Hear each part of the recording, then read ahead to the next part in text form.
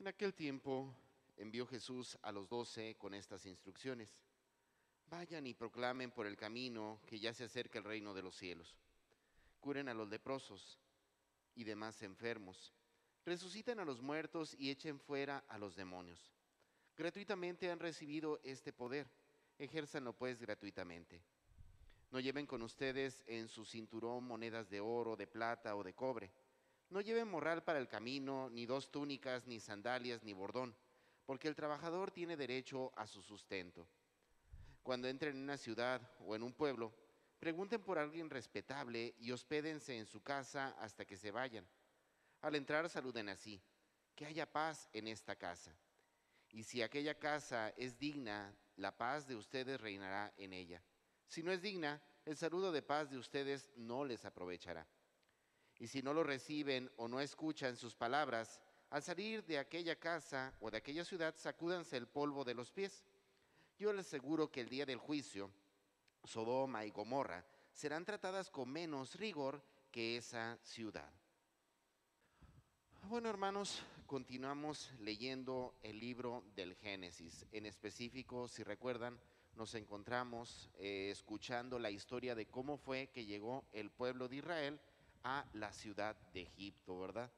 En específico, el día de hoy estamos escuchando pues el careo o el diálogo que tiene José con su hermano Judá. Y bueno, es bastante significativo porque precisamente el día de hoy se revela todo el misterio. ¿Y a qué me refiero? Bueno, recordemos que cuando llegan los hermanos de José a Egipto, ciertamente por hambre, ellos no reconocen en un primer momento que con quien están dialogando es precisamente con su hermano, ¿verdad? Y bueno, en medio de ello tienen que reconocer pues precisamente su pecado, porque pues recordemos cómo ellos literalmente pues querían que su hermano José estuviera muerto. Una situación bastante fea, bastante dolorosa.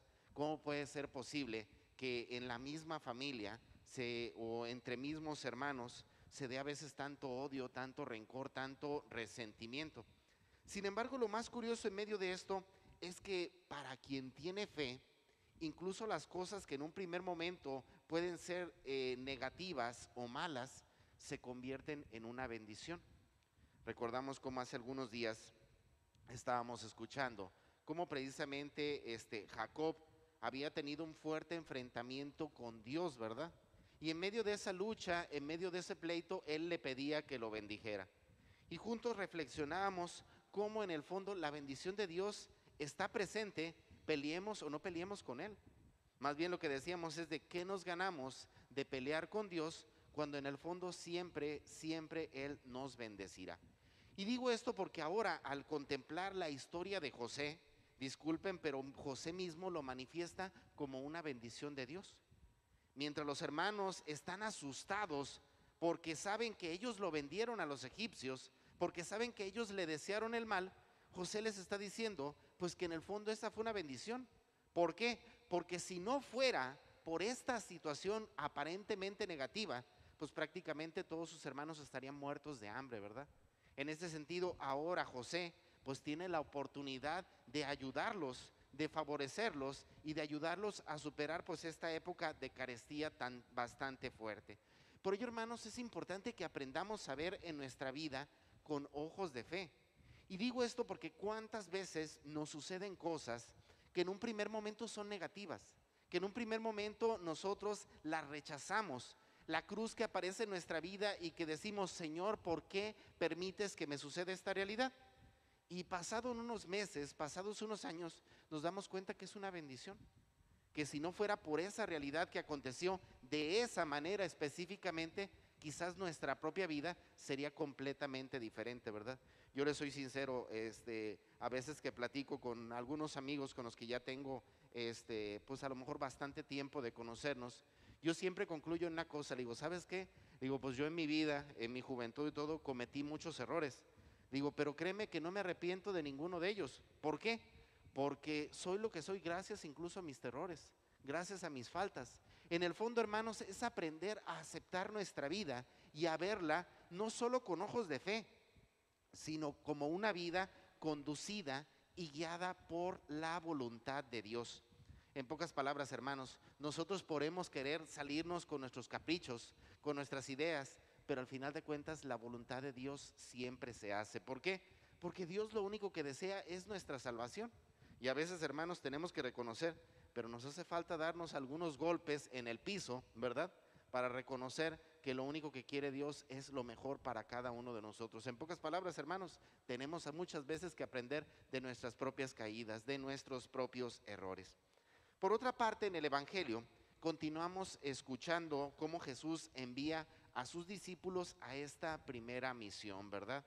Él les ha dado todo lo que necesitan para que el Evangelio verdaderamente sea anunciado y con ello el reino de Dios se haga presente.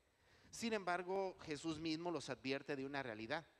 Así como hay gente que aceptará con alegría y con gozo el anuncio del Evangelio, también hay gente que lo rechazará. También habrá gente que tajantemente buscará no solo el rechazo, sino incluso destruir el mismo mensaje del Evangelio. Y en medio de esta realidad, hermanos, no tenemos por qué desanimarnos o por qué sentirnos menos ante tantas situaciones de maldad que se presentan en el mundo. Al final de cuentas, hermanos, es una realidad. Habrá quien acepte el Evangelio, habrá quien no acepte el Evangelio. Lo que sí hay que ser conscientes es que el encargado de determinar el juicio de cada actitud de parte de cada uno de nosotros será Dios. Nosotros no somos los responsables o los encargados de juzgar. Nosotros simplemente somos portadores del Evangelio y esa es nuestra misión. La actitud, el tipo de tierra con lo que sea recibida esa semilla, eso le corresponde por completo a Dios y a cada uno de nosotros. Por ello, hermanos, insisto, en medio de las negativas que nos encontramos muchas veces en la obra de la evangelización, no nos desanimemos, porque insisto, hermanos, nuestra labor, nuestra misión es simplemente sembrar. El resto dejémoselo a Dios.